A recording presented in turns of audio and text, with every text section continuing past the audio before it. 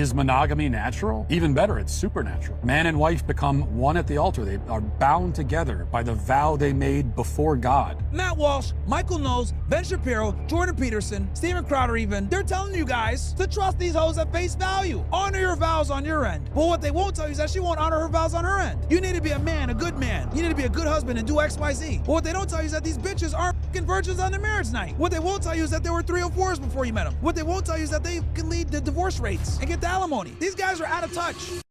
Show me the murder rate and the average yearly income in any neighborhood, and I will tell you whether most of the children in that neighborhood have a father in the home or not. And I will never be wrong. Andrew Tate talks about this kind of lifestyle as though it's natural. In a post on Sunday, he made that claim explicitly. He said, quote, "Monogamy isn't natural for men. Men are men. This is how they'll always be." And he's right in a certain way. It is natural. It's natural in the sense that it appeals to our most base and uncivilized impulses. Another word might be primitive. An even better word would be animalistic, which is why it's so commonly found in the animal kingdom. Reptiles and fish behave this way. You're not going to find a monogamous lizard or shark. Monkeys are almost always non-monogamous. Go down the list of animal species, and they almost all approach family formation the way that Andrew Tate prescribes. But the problem is that we are not monkeys or lizards or sharks. We are human beings, and my controversial contention is that we should act like it. Is monogamy natural? Even better, it's supernatural. Man and wife become one at the altar. They are bound together by the vow they made before God. This is above our base instincts. And so is composing a symphony or sculpting the statue of David out of a massive hunk of marble. These things are achieved, just like any great thing is achieved, by rejecting temptation, subordinating our base desires, embracing some measure of hardship for the sake of something far greater than whatever momentary pleasure we can experience by giving into them. Again, this is why I say all the time, you should do it ethically. If you are going to be polygamous, you should do it ethically and tell your girlfriend or let her know what it is, right? I don't believe in lying. I think being honest about it is very important. But again, isn't it interesting how he's saying like, oh yeah, this is like what monkeys do, blah, blah, blah.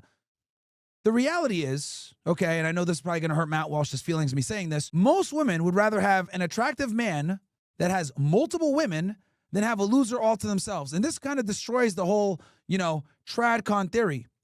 Because the problem is that he assumes that with feminism and all the incentives we have for women to be hoes, that they're still going to go ahead and choose God. No, they're not, dude. Most women are overwhelmingly secular, okay? And even the women that are religious, like our girl Hillary Crowder, reserve the right to adopt feminist ideology whenever they want. So he's simply not accounting for how society is now. Again, this looks good on paper. This sounds good on paper, and it's the moral thing to do, right? Unfortunately for Matt, we got to deal with what's real, not versus how we feel. This is an emotional argument made from a religious worldview, which is fine, but the problem is that the women that we are dealing with don't adhere to the same religious worldview that you do. And even if they do, they reserve the right to drop that religious worldview in pursuit of self-sustenance through your fucking money.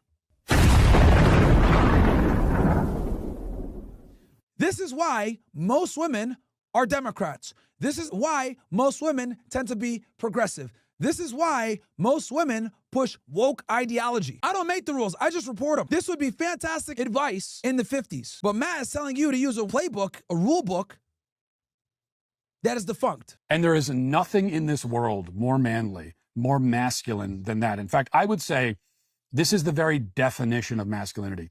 Can you do the harder thing for the sake of the greater good? Okay, that is a feminist talking point right there. And it's actually really embarrassing for him to make that argument. So what women do a lot of the times is they will shame you into you doing something where you lose leverage while they simultaneously gain leverage. Does that make sense, chat? I'll give you guys an example. And Matt fell for it, by the way. This is a feminist talking point. So women love to attack you with your masculinity, okay, and shame you with your masculinity. An example I'll give is they'll say, oh, a real man would pay for the dinner bill, right? Or a real man would do X, Y, Z. Whenever they start a real man or try to attack your masculinity before they give you some type of suggestion of what you should be doing, 9 out of 10 times, chat, it's going to be you need to do something that benefits them while simultaneously putting yourself at a disadvantage. That is the masculine way, right? So in other words, your duties are static, her duties are negotiable. This is a classic fucking talking point that women, feminists, and TradCon retards like Matt Walsh use to shame you to play the game by their rules, which inevitably take the leverage away. The reason why I tell you guys all the time that you need to be the leader, you need to have leverage, you need to be the one that's making all the decisions, you need to be the one that can go ahead and have other women, blah, blah, blah, is because I'm putting the cards on your side, guys. Okay? I'm putting the cards so that you guys have them. Because I know that as a man, if you have the cards on your side, you have the leverage on your side, she's listening to you, I know the relationship more than likely will last. But since people like Matt Walsh, feminists, etc., and that should give you a red flag, by the way, that tradcons and feminists actually agree on this, you should be a man. There's nothing manlier than doing X, Y, Z. Fuck that. Fuck that. That is stupid. That is stupid because it puts you at an inherent disadvantage. It's like going to a fucking gunfight with a butter knife. And they're telling you you're more of a man for using the butter knife instead of the gun. Fuck that shit, bro. So I gotta be the one to give you guys the machine gun. You understand? Matt Walsh and these fucking trad cucks, they're giving you motherfuckers butter knives to go into a gunfight. Meanwhile, I stop you and say, dummy, you're gonna get fucked up. Here's a machine gun. Enjoy. But Matt Walsh, Michael Knowles, Ben Shapiro, Jordan Peterson, Steven Crowder even, Bongino, all these like conservative traditional guys that are older, that have a boomer audience, they're telling you guys to trust these hoes at face value. Honor your vows on your end. But what they won't tell you is that she won't honor her vows on her end. You need to be a man, a good man. You need to be a good husband and do X, Y, Z. But what they don't tell you is that these bitches aren't fucking virgins on their marriage night. What they won't tell you is that there were 304s before you met them. What they won't tell you is that they fucking lead the divorce rates and get the alimony. Conservative media in America effectively arms young men with butter knives. Well, we ain't going to fucking Aubon Pond, motherfuckers. All right? You ain't gonna be spreading butter on some toast, nigga. You're gonna be fucking toast. When you get fucking sniped by these dumbass hoes, because you don't know better. Your dumb monkey ass went to the altar. I do. And she's in the back saying, I do.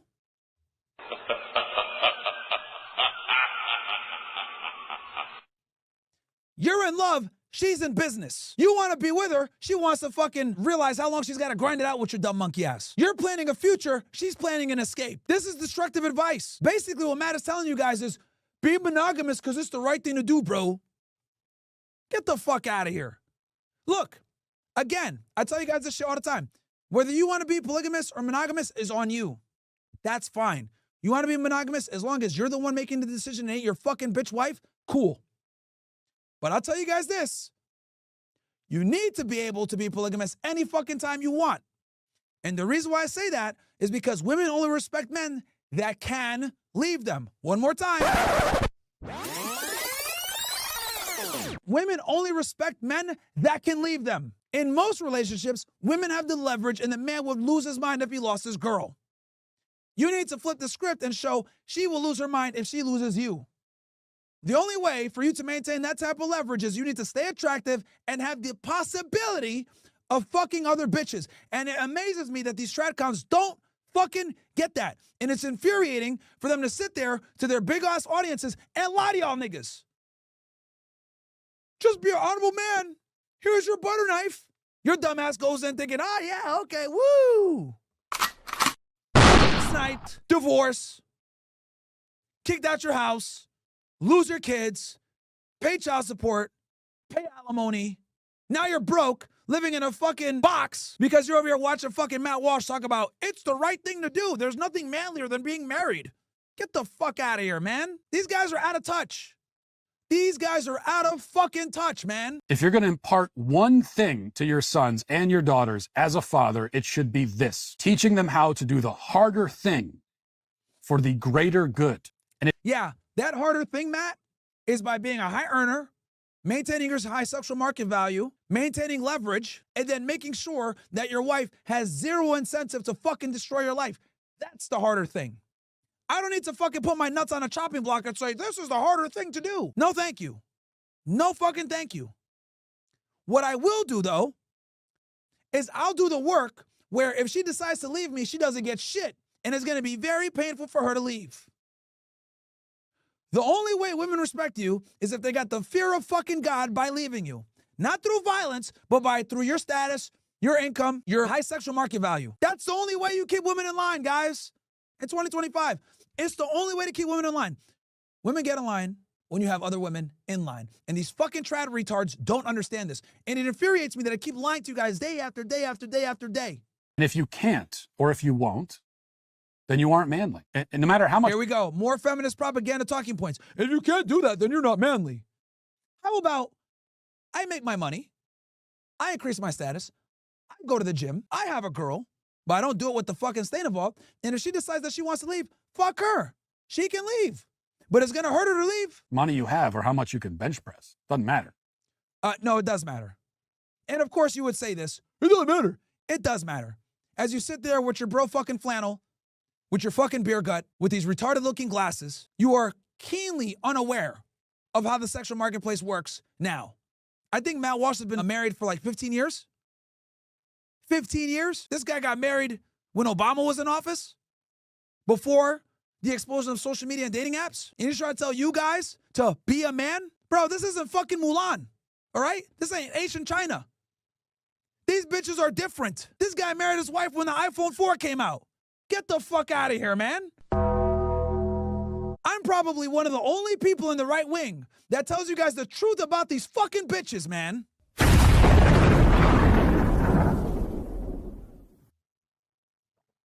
I'm like the only one. Everybody else over here telling y'all niggas to get married and destroy your fucking lives. Everything you work for. Just hand it off to some bitch. Because of religion. Now, Tate says that men will be men, and yes, that's true, but will they be good men? Will they be men of virtue and fidelity and discipline? They can be if they pursue the higher thing. In a similar way, I might say that many men will father children. All right, so he's saying fidelity makes you moral. Again, if you're honest with your spouse, you're good. That's why I tell you guys all the time, being true. That's easy to do. But will they be fathers? They have children. Will they raise them? That's the hard part. Now, I keep talking about hardship and difficulty, rightly so. But I don't want to make it sound like being a faithful husband and father is nothing but misery and drudgery, and all you can do is just grit your teeth and bear it. That's not the case. I love being married. I love being a dad. It's a lot of fun much of the time. It's a source of great joy. That's what happens when you simply let go of your childish need to put your own immediate gratification before anything and everything all the time. You discover an ability to do the harder thing and actually enjoy it. The way that guys like... See, now, again, he's using his own experience to try to tell you guys that this is what it's like. Unfortunately for Matt Walsh, and he doesn't know this, a majority of men absolutely hate their marriages. A majority of men are fucking plow horses in their marriage. A majority of guys can't stay in their marriage. A majority of guys are miserable in their marriages. Very few marriages are happy for the guy, bro. Most guys just grit their teeth and fucking deal with it. You're lucky because you're in a position where you have a good marriage and you're happy about it. And that's fantastic. But for you to sit there and try to extrapolate that and say, yeah, the rest of society is going to get this happiness too, bro, you're not living in reality, man. You're not living in reality, bro. It's actually really crazy to me how, like, disconnected these guys are from, like, what it is. And I can see now why so many young men in the political right are going towards guys like Nick Fuentes versus Ben Shapiro, Charlie Kirk, Matt Walsh, all these guys that are sitting there telling you guys to get fucking married immediately. Or me, or whatever. Because we actually can empathize and understand what young men are dealing with. The problems that young men are dealing with now are not the same problems that Matt Walsh dealt with when he met his wife. Matt Walsh met his wife at a time where the internet wasn't a viable way to meet women. Matt Walsh met his wife without the influence of social media. Matt Walsh met his wife before the explosion of women being sluts and being respected for it. So in other words, his marriage avoided one of the most tumultuous times for male and female relations in America. He was able to avoid the turn into this fucked up, deregulated sexual marketplace that we have now. He was able to avoid that. But he's telling you guys that though all these obstacles exist, you'll be fine. There's only one problem with this. If it's not fine, what's going to happen? Ooh, you're going to be cooked. Like Tate described marriage makes it seem like, we're living in entirely different universes, and perhaps we are, because No, we are. We absolutely are. he describes marriage like it's a labor camp. A man is imprisoned by his controlling, ungrateful, promiscuous wife who runs. Yes, Matt. Yes. See? Wow. Wow, wow, wow. This proves what I said before. He has no fucking idea. He has no fucking idea. Matt, let me go ahead and take you through the average guy's fucking life. As I see you wearing that nice Rolex Daytona, it's very clear that you don't fucking understand the average man's day. It's very simple. Wakes up. Wife is snoring. Gets up after maybe 3, 4, 5 hours of sleep, hangs out with the kids a little bit, gets dressed, goes to work. His wife also goes to work. Put the kids in fucking daycare. Throughout his time at work, his wife is bitching at him over some stupid shit. Menial fucking tasks, chores, whatever. Women like to fight. Whatever. Right? He's sitting there angry because he hasn't got laid in a fucking month. His wife constantly bitches at him. She doesn't go to the gym, and she's insufferable. They've been married for 10, 15 years. She's trying to divorce him multiple times. She had an affair before. He found out and he forgave her. And at this point, he's just working this job so he could pay the fucking high-ass mortgage that she told him to get for that house. Because she was the one that selected that house, by the way, in that neighborhood. He does his soul-crushing day at work, and he goes back home to no food being prepared. His wife is there watching TV, Netflix. She makes some stupid up conversation about some other bullshit that doesn't matter, and then one of them says, I'll go get the kids. They rock, paper, scissors. He loses. He's got to go get the fucking kids. He drives through fucking traffic, gets the kids from daycare, brings them back. When he gets back, his wife orders some Chinese takeout. They eat the Chinese takeout with their kids. Then he sits there, watches some fucking ESPN in his part of the house, his bat cave, gets about 1 to 2 hours of peace, and then his wife comes in to argue with him about some other bullshit again. 2 to 3 hours later, they go to bed, go to sleep, and do it all over again. This is the average man's life. Runs out to cheat on him as soon as he leaves for work in the morning. He makes it seem. Oh yeah, forgot. His wife was also a former whore, like many of these women that are college educated. Girl went to college, got a degree, career woman, like a lot of these women, high likelihood she was a whore. More outright claims that it's essentially impossible for a man to find a good, faithful woman who will bear his children, stay true to her vows, and respect and love him until he dies. But how can it be impossible? It's damn near impossible, Matt. And the fact that you're even asking this question leads me to really understand that you are out of touch with reality. You are completely out of touch with reality. I am currently in such an arrangement. Your anecdotal experience does not represent the majority of men. What? This guy's arguing like a woman. I know many men in the same boat. More anecdotal evidence. This does not represent the overwhelming majority of men, however. Just because you and your buddies, who are all devout Christians, probably that make a lot of fucking money a year, are able to be in a happy relationship, does not mean that the majority of men are going to be able to accomplish this. Incredible. If you don't know any truly happy and faithful marriages, then I would suggest. Trust me, a lot of guys don't. In your circle, you have it, because I guarantee you, well, number one, Matt Walsh is a millionaire. Number two, his friends are probably higher earners. But this does not represent the average man at all.